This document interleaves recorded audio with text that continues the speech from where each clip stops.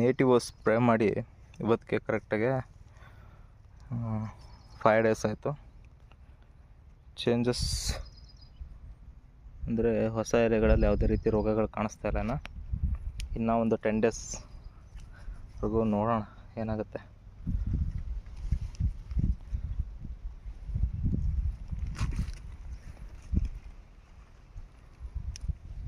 ಬೇರೆ ಏನು ಮಿಕ್ಸೇ ಮಾಡಿದ, ಜಸ್ಟ್ ನೇಟಿವ್ ಅಷ್ಟೇ ಹಾಕಿರೋದು.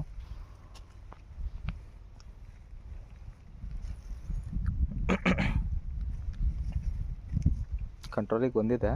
ಮಳೆನೂ ಕೂಡ ಕಡಿಮೆ ಆಗಿರೋದ್ರಿಂದ ನೆಕ್ಸ್ಟ್ ಇವಾಗ ನೋಡೋಣ, ಇನ್ನೊಂದು 5 ಡೇಸ್ 6 ಡೇಸ್ ಬಿಟ್ಟು ಮತ್ತೊಂದು ವಿಡಿಯೋ ಮಾಡಿ ಅಪ್ಲೋಡ್ ಮಾಡ್ತೀನಿ.